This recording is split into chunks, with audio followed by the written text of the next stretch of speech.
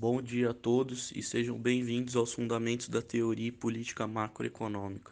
Começando que a macroeconomia estuda o comportamento global do sistema econômico, não se detendo a reações individuais, mas sim pretendendo estudar a realidade econômica de forma global, a partir de um número reduzido de variáveis, como a produção, o emprego, o investimento, o consumo, o nível geral de preços e etc.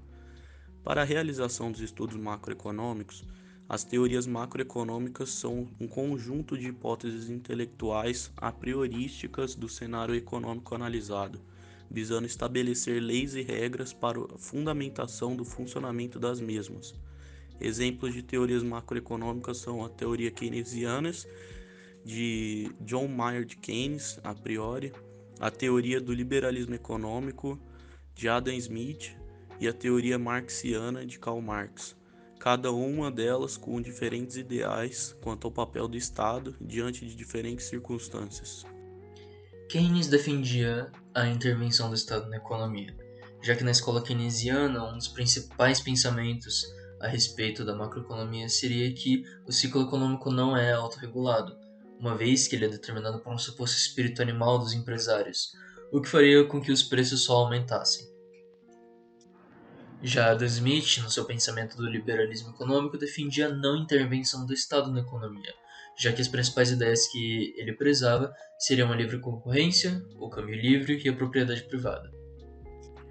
Por fim, Marx, que apesar de defender um socialismo revolucionário e a inevitabilidade da revolução proletariana, possui o pensamento econômico da economia marxiana, que não se restringe à economia marxista, pois ela inclui um pensamento econômico daqueles inspirados pela obra de Marx, que não se identificam com o marxismo como ideologia política.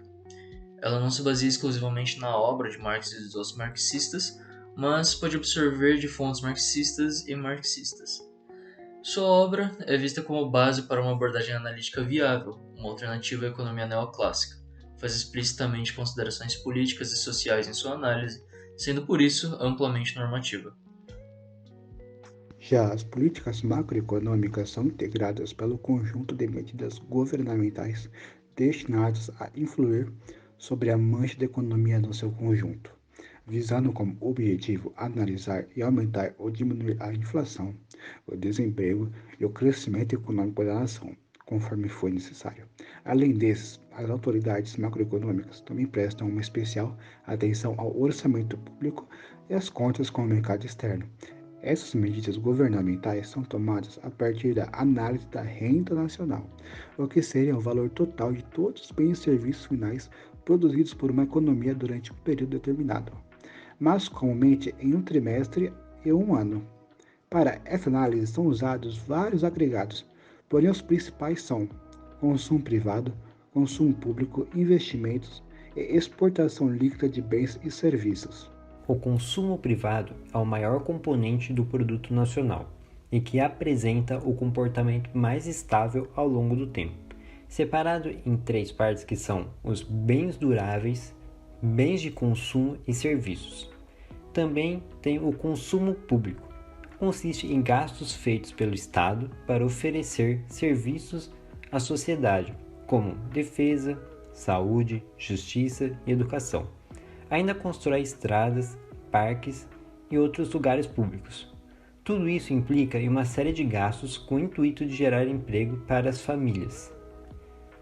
Os investimentos são representados pela produção de bens de capital, que contribuem para as produções futuras, como investimento nas plantas de equipamentos das empresas, isso é, na construção de fábricas e armazéns, também em construções residenciais e também variações nos estoques. Além desses agregados, ainda há o Produto Nacional Bruto, PNB, o Produto Nacional Líquido, PNL, e a Renda Nacional Disponível, RND. O PNB seria o total bruto de produção. O PNL seria o PNB menos a depreciação, que seria o mais correto para o cálculo do PIB. Porém, a depreciação do maquinário e equipamentos é muito difícil de se quantificar corretamente. Então, opta-se por usar o PNB e a RND seria a somatória da renda nacional com as transferências líquidas do resto do mundo. Com isso, encerramos nossa apresentação a respeito dos fundamentos da teoria e política macroeconômica. Esperamos que tenham aprendido com o nosso vídeo. Obrigado e bom dia!